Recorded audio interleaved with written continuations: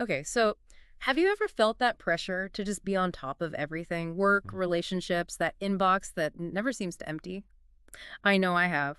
And it honestly sent me down this rabbit hole of trying to find a way to just be calmer, more in control. And that's actually how I stumbled across Stoicism. Now, before you think, wait a minute, isn't that like really old philosophy?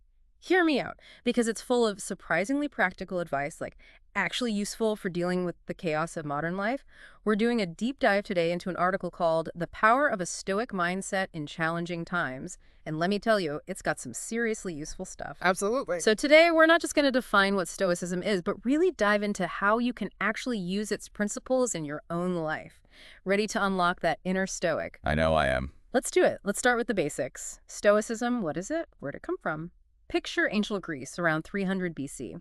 This is where a philosopher named Zeno of Citium started teaching this whole new way of thinking, a way to approach life's inevitable challenges with more resilience, more peace of mind. And what's fascinating is how these ideas, these principles from ancient Greece, are still so relevant today. Yeah. We're talking figures like Seneca, Epictetus, Marcus Aurelius. Their words still resonate today. Why? Because they tap into something timeless about human nature, Yeah. about the human experience. Right, it's not like Stoicism is tied to togas and sandals. Yeah. Exactly. It's about how we navigate the inevitable chaos of life and find a way not just to survive, but to thrive. Thriving in the chaos, I love that. And speaking of chaos, one of the most well-known Stoic principles is this idea of the dichotomy of control, what's in our control and what's not. So I'm curious, how would a Stoic approach a situation where it feels like things are totally out of your hands? Like, how do you even begin to find that control? Right, so let's say you experience a sudden job loss, for example. Mm-hmm. Talk about feeling like your world's been turned upside down, right? Absolutely. Now, a Stoic would pause in that moment and ask, okay, what right now is within my control? The job loss itself, sadly, no. But what is in your control is how you respond to that job loss, how you choose to move forward. Okay, that makes a lot of sense. It's like that saying, you can't control the waves, but you can learn to surf. Yeah. I used to get so worked up over things completely outside of my control. The weather, traffic, you name it. Oh, tell me about it. But then I started asking myself that question. Okay, can I actually control this? And if the answer was no, I'd try to shift my focus to something I could control, even if it was just my attitude in that moment. I And see. honestly, it made a huge difference. It's amazing how powerful that shift in perspective can be, right? Mm, And what's really fascinating is that this ancient wisdom, this idea of focusing on what you can control it, actually ties into modern psychology beautifully. right. Oh, yeah. You've got cognitive behavioral therapy, Mm, CBT, which focuses on changing your thoughts in order to change your feelings. Sound familiar? it does. The Stoics were onto something way back when. Hmm. But instead of going to a therapist's office, they discovered these techniques through philosophy and self-reflection. It really highlights how Stoicism isn't just some, dusty old philosophy, but something that still has so much relevance to how we think and behave today. But it goes beyond just our thoughts, right? Stoicism also emphasizes action and even embraces challenges in a way that seems, I don't know, kind of counterintuitive at first. Exactly, and that's what we're going to explore next, Yeah. because this idea that challenges are not just obstacles to endure, but opportunities for real growth. That's where things get really interesting. So we've talked about how powerful it can be to shift your focus to what you can control, even in the middle of chaos. But this next Stoic principle, well, it might feel a little unexpected at first. Right, we're moving from control to something that might seem like it's opposite challenges. Now, most of us see challenges as things to avoid. Yeah, definitely. I think that's pretty natural. It is, it is. But Stoicism says, not so fast. There's another way to look at this. And this is where I always have to remind myself that Stoicism isn't about being passive, it's about approaching life differently. How does that apply to challenges? What are they saying? Stoicism sees challenges not as roadblocks on the path, but as stepping stones. Remember that Marcus Aurelius quote, "The impediment to action advances action. What stands in the way becomes the way." Challenges are unavoidable, they're going to happen.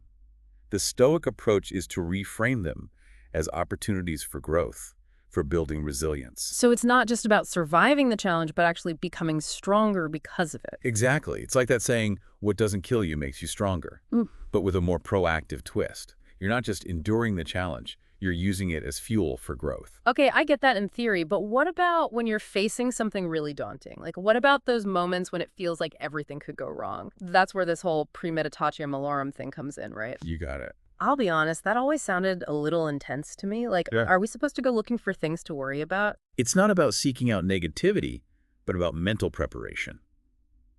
Think of it like this. Imagine you've got a big presentation coming up. Instead of just hoping for the best, you do some negative visualization. You picture what could go wrong, a tech glitch, forgetting a key point, and then crucially, you rehearse how you'd handle it. So it's less about being pessimistic and more about being prepared for anything, kind of like a mental fire drill. Exactly. It's about anticipating those potential obstacles so they don't completely derail you if and when they happen. And you know what's interesting? Modern psychology actually supports this idea. There's research on something called defensive pessimism, which suggests that people who mentally prepare for challenges, even this way that seems a little negative, often end up handling stress better. Wow. So Stoicism is like this fascinating blend of ancient philosophy and modern psychology in action. It really is. It makes you realize that these thinkers from centuries ago were tapping into something very real about human nature. But it's not just about our reactions to the world, right? Stoicism also puts a big emphasis on how we act and the kind of people we strive to be. That's right. And that's where the four Stoic virtues come in: wisdom, courage, justice, and temperance. Stoicism isn't just about weathering the storm. It's about navigating life with intention and virtue. So it's less about just surviving and more about thriving, right? But what do those virtues actually look like in everyday life? Like, how do we put them into practice? So we've talked about approaching challenges differently and living with intention, but how does that actually play out, like, in our everyday lives? Let's dive into those four Stoic virtues we mentioned: wisdom, courage, justice, and temperance, and see how they can be more than just, words on a page. Right? Because it's easy to think about virtues as these sort of lofty ideals, but they become really powerful when we start to see how they apply to our everyday choices, the decisions we make each day. Take wisdom, for example. Okay, so what does that look like? Well, it's not just about being smart or knowledgeable.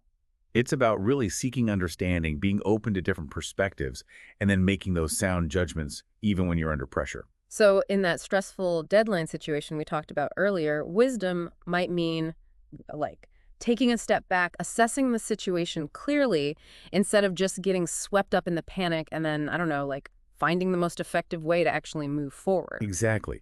You're using wisdom to navigate that challenge, not letting it control you. And then there's courage, which in a stoic sense isn't just about facing, physical danger. It's also about standing up for what you believe in, even when it's difficult. Think about those moments when you have to have a tough conversation, or speak up against injustice, or even just be honest with yourself about something difficult. It takes real courage to live in alignment with your values, especially when it would be easier to just go with the flow or avoid the conflict altogether. And speaking of doing the right thing, that's where justice comes in, right? Absolutely. It's about fairness, treating others with respect, and contributing to a more just world through your actions, no matter how big or small they might seem. It could be advocating for a coworker, standing up against discrimination, or even just being mindful of how your choices, your everyday choices, impact other people. It's like that saying, be the change you want to see in the world. It starts with those small acts of justice in our everyday lives, Exactly. And then we have that fourth virtue, temperance. which for me always makes me think of self-control. That's a common association, and it's definitely part of it, but temperance is often misunderstood. It's not about denying yourself pleasure or living this incredibly restrictive life. It's more about finding a balance. It's about, sure, enjoying life's good things, but in moderation. And it's also about having the discipline to resist excess and to really make choices that serve your long-term well-being, even when they're not the easiest or most instantly gratifying in the moment. So it's about making conscious choices instead of just like reacting impulsively, choosing long-term fulfillment over that instant gratification. I love how these virtues take stoicism from just a philosophy to an actual way of life. That's what makes it so relevant. Even centuries later, it's a philosophy of action, of taking those principles, those virtues, and weaving them into the fabric of your everyday life. We've covered so much ground today, from how to gain a sense of control in a world where it feels like so much is outside of it, to how to approach challenges differently, to living by those four virtues: wisdom, courage, justice, and temperance. It feels like we've really built a toolkit for navigating life's, inevitable ups and downs with more resilience and intention. We have, and remember, like any tool, these Stoic principles take practice. It's not about being perfect overnight, so don't get discouraged if you don't master them right away. It's about taking it one step at a time, one challenge at a time, and seeing how these ancient ideas, these really practical and insightful principles, can help you navigate our modern world, thrive in the midst of it all. It's a journey of continuous learning and growth, and if there's one thing I hope you take away from today's deep dive, it's that Stoicism is not about being perfect, but about progress. It's about striving to be a little bit better each day, a little bit more wise, courageous, just, and temperate in our choices and in our interactions. Couldn't have said it better myself. Yeah. And remember, you don't have to do it alone. Connect with others who are exploring Stoicism, share your experiences, support each other on this journey. It makes a world of difference. Speaking of sharing, we'd love to hear from you. What resonated with you today? What Stoic principle are you going to try out in your own life?